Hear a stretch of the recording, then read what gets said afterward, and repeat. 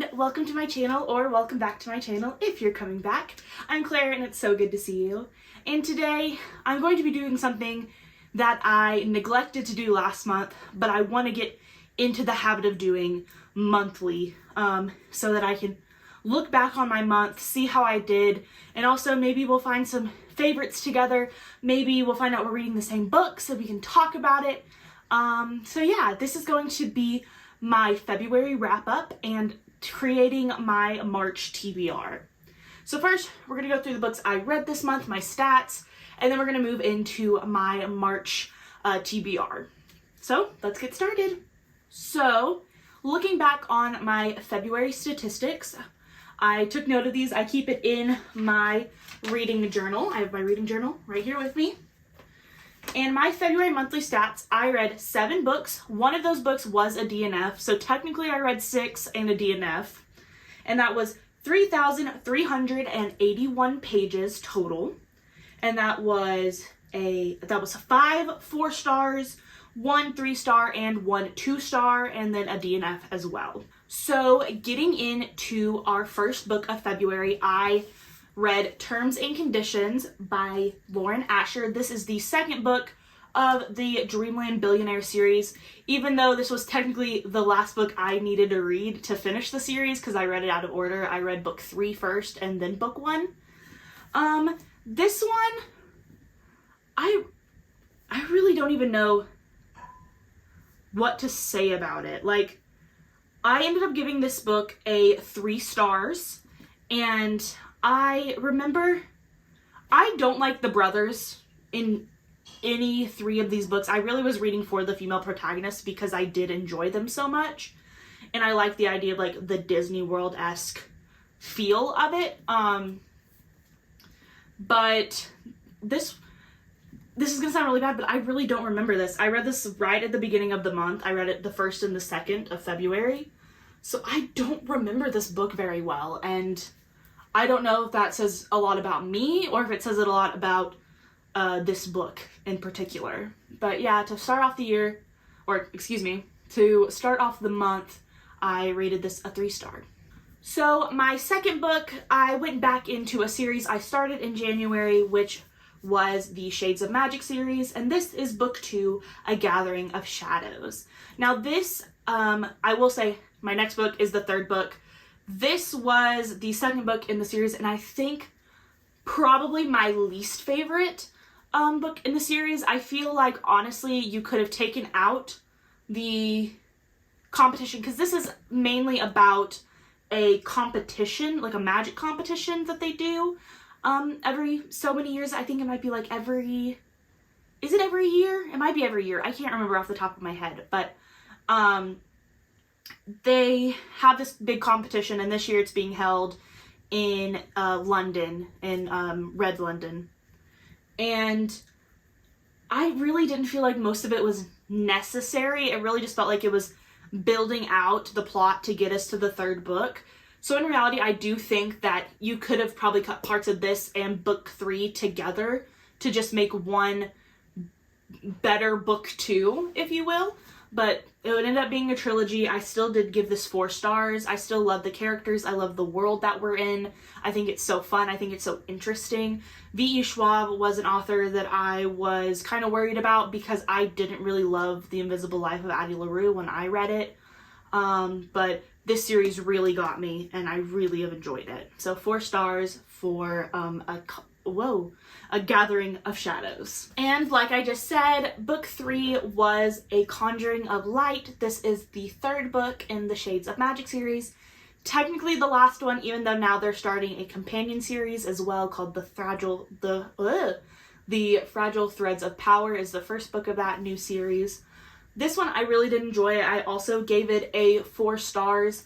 This one I felt was really fun. I enjoyed the storyline a lot more of this one than I did of the 2nd book, but I feel like it did drag just a bit. There were some parts where it kind of felt like, okay, we get it. Get us to the action. Get us to the action. And this is a really large book. I believe it's over 600. It is over 600 pages. So it did kind of get to a point where I was like, okay, I'm ready for this to be over. But I was actually satisfied with the ending. I thought it was a good ending. I was happy for what happened, and I already have gone and bought a Fragile Thread, the Fragile Threads of Power, so that I can get back into this world whenever I get back around to it. So after I finished up my fantasy phase, the first part of February, I moved into a romance, and I picked up The Breakup Tour by Emily Wibberley and Austin Sigmund Broca. Now this was kind of portrayed as a love letter to the Swifties, to Taylor Swift, all this stuff. But I don't feel like these people like Taylor Swift very much. This protagonist was so awful. I did not like her. I thought that the male was very stale. He didn't have a lot of personality to him. And I didn't think they deserved to be together, honestly. I was kind of sad, and I didn't enjoy it that much, if I'm gonna be really honest. I ended up giving this a 2-star. So yeah, not one I recommend to go pick up. Next, in keeping with the romance theme for the second half of the month, I picked up Heartless by Elsie Silver. This is the second book in the Chestnut Spring series, and I really love this series. I really, really like it. I gave this book 4 stars, which I'm not one to give romances 4 stars unless I just really, really, really love them. And I really loved our characters. I loved Willa. I loved Cade. I loved their dynamic. I thought that Cade was so sweet to Willa. And this is one where I really did love the child.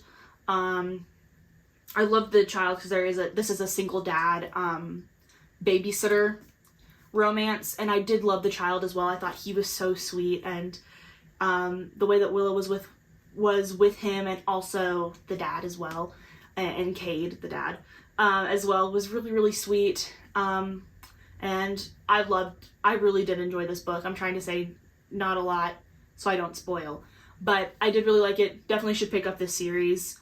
And yeah, 4 stars for Heartless. So this next book I don't have with me, but I do want to give a special mention because I read it on my Kindle, to Most Ardently, and I really, really love this book. I gave it 4 stars. I read it all in one sitting, and it is a retelling of Pride and Prejudice, and I absolutely love the story. I love Pride and Prejudice. I love that era of history. I love the 2005 movie.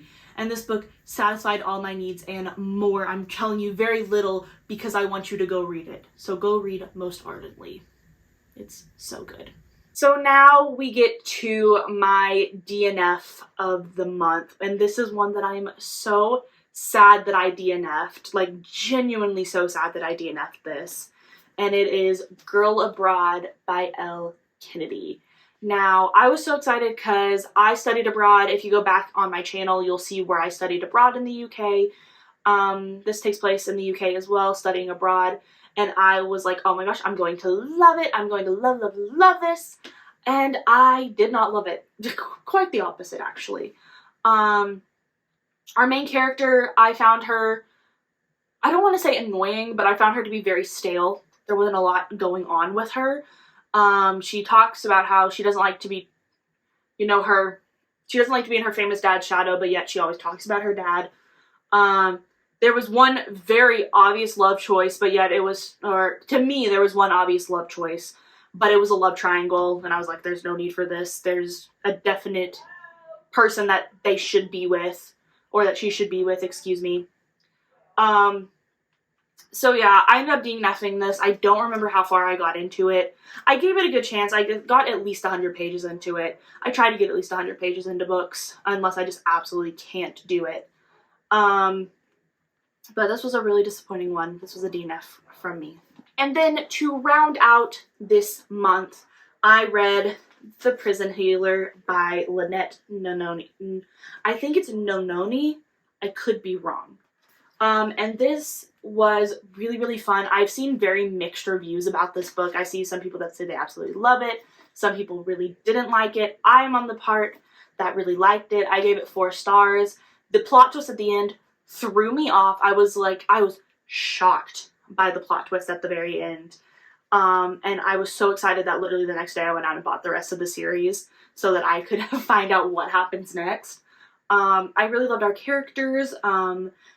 It's Kiva. I say Kiva. I really loved Kiva. I thought she was a really fun main character to be following because she was very strong and very independent, which I loved.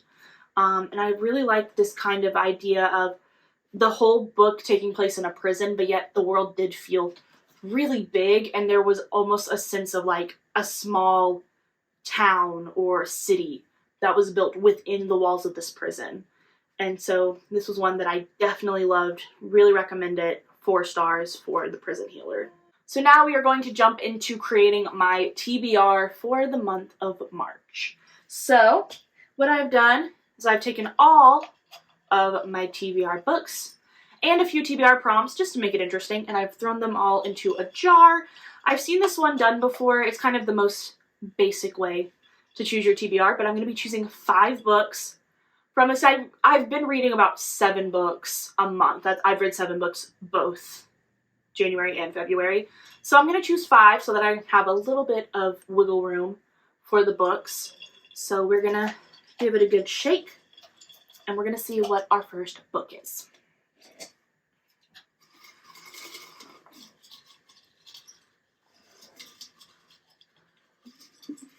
Okay. First book is going to be If We Were Villains by M.L. Rio. Alright, let's go in for that second book. Let's see. Okay. This is a really small one that I wrote. Oh, this is a prompt. A book with a heart, diamond, club, or spade on the cover. So that one is looking for a heart, diamond, club, or spade. Okay, so our next one is going to be My Cats Are Going to Choose. I'm not sure exactly how I'm going to do this one yet, but we'll figure it out. But cats choose. Willow. Do you think you can choose a book? Oh. Ooh, crinkly papers, Ollie. Come get one.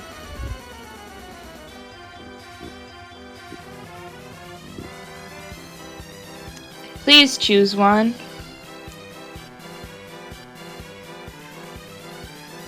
If I move him closer to him, he'll be more interested.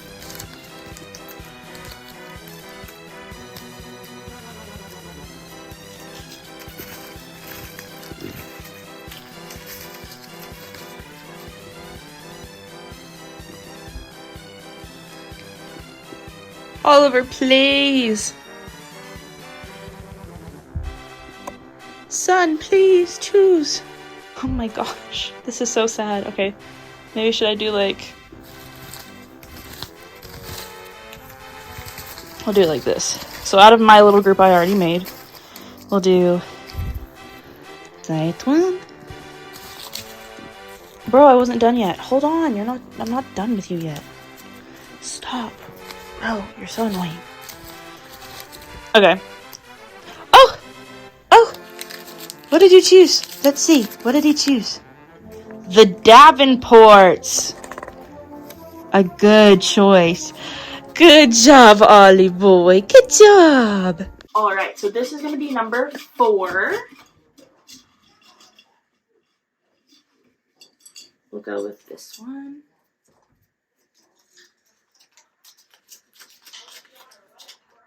Crossed, which is second book in the Matched series.